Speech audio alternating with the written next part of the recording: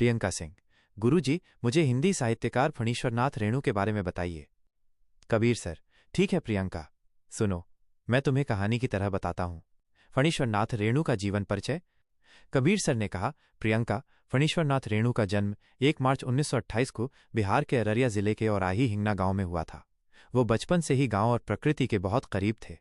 उनके जीवन पर उनकी ग्रामीण पृष्ठभूमि का गहरा प्रभाव पड़ा, जो उनकी रचनाओं में स्पष्ट रूप से दिखाई देता है।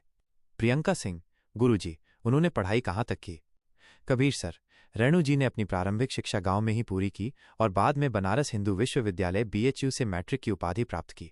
उन्होंने पटना विश्वविद्यालय से स्नातक ग्रेजुएट की पढ़ाई की। उन्होंने जीवन में गांव की सरलता, लोगों की मेहनत और अभावों को अपनी आंखों से देखा, जिसने उनके लेखन की दिशा तय की। वो भारतीय स्वतंत्रता आंदोलन और नेपाल की क्रांति से भी जुड़े रहे। साहित्य परिचय। कबीर सर, प्रियंका, रेणु जी हिंदी के प्रमुख आधुनिक लेखक हैं, जिन्हें आंचलिक कथाकार के रूप में जाना जाता है। आंचलिक लेखक वो होता है जो किसी विशेष क्षेत्र या अंचल के जीवन, संस्कृति और भाषा को अपनी रचनाओं में चित्रित करता है। उन्होंने गांव, जनजीवन, प्रकृति और आम लोगों की परेशानियों को अपनी रचनाओं में बहुत खूबसूरती से लिखा। प्रियंका सिंह, गुरुजी, उनका मुख्य विषय क्या था? कबीर सर, मुख्यतः उनके लेखन का विषय था गांव, किसान, उनका शोषण, जीवन की कठिनाइयां, ग्रामीण संस्कृति, लोकगीत और प्राकृतिक सुंदरता। उन्होंने गांव की छोटी छोटी खुशियों और बड़े बड़े दुखों को बड़े ही संवेदनशील तरीके से दर्शाया। भाषा और शैली। कबीर सर, उनकी भाषा सरल, प्रवाहपूर्ण और दिल को छू लेने वाली है। शब्दों में गांव की मिट्टी की महक और जीवन की वास्तविकता साफ झलकती है। उन्होंने क्षेत्रीय बोलियों जैसे मैथिली और लोक शब्दों का भरपूर उपयोग किया, जिससे उनकी रचनाएं और भी अधिक प्रामाणिक और जीवंत हो जाती हैं। प्रियंका सिंह, क्या कोई विशेष शैली है जिसे रेणु जी अपनाते थे? कबीर सर, हाँ, वे ग्रामीण यथार्थवाद, रूरल रियलिज्म में माहिर थे। उनकी शैली में प्राकृतिक चित्रण, नेचुरल डिस्क्रिप्शन, मानवीय संवेदनाओं, ह्यूमन इमोशंस और मनोवैज्ञानिक विश्लेषण का सुंदर मिश्रण देखने को मिलता है।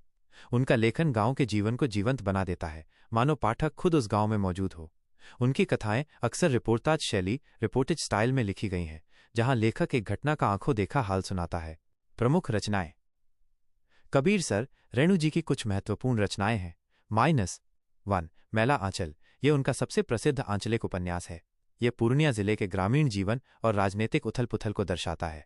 इस उपन्यास को ग्रामीण यथार्थवाद की आधारशिला माना जाता है। 2 परती परिकथा, ये भी एक महत्वपूर्ण उपन्यास है जो ग्रामीण समाज के आर्थिक और सामाजिक बदलावों पर केंद्रित है। 3 प्रमुख कहानी संग्रह, ठुमरी, अग्निखोर, आदिम रात्रि की महक और एक श्रावणी दोपहरी की धूप।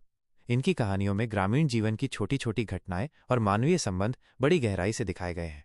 4 रिपोर्टाज, रणजल धनजल और नेपाली क्रांति कथा। इनमें उन्होंने अपनी यात्रा, अनुभवों और सामाजिक घटनाओं का यथार्थवादी चित्रण किया है। साहित्य में स्थान।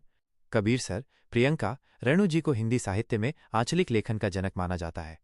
उन्होंने शहरी और महानगरीय जीवन से दूर गांव और किसान के जीवन को साहित्य में अमर, इमॉर्टल बना दिया। उनके लेखन से हिंदी साहित्य में गांव की खुशबू और जीवन का असली रंग आया। उन्होंने प्रेमचंद की परंपरा को आगे बढ़ाया और उसे एक नई दिशा दी। उनके योगदान के लिए उन्हें पद्मश्री से भी सम्मानित किया गया। संक्षिप्त परिचय। प्रियंका सिंह, गुरुजी, क्या आप इसे सरल तरीके से याद करने का तरीका बताएंगे? कबीर सर, जरूर। याद रखना, -फणीश्वरनाथ रेणु = आंचलिक कथाकार जोड़ ग्रामीण यथार्थवाद जोड़ लोक भाषा का प्रयोग जोड़ मैला आंचल। अगर तुम्हें कहानी के रूप में याद रखना हो तो सोचो कि रेणु जी गांव के बीच में घूमते हुए किसानों की बातें सुनते हैं और उन्हें किताब में बदल देते हैं, जिससे गांव का हर एक पहलू साहित्य में हमेशा के लिए जीवित हो जाता है। कबीर सर की कहानियां बातों बातों में याद करवा देंगी। Just MS Degree College Gate, Madho Nagar, Saharanpur, Uttar Pradesh.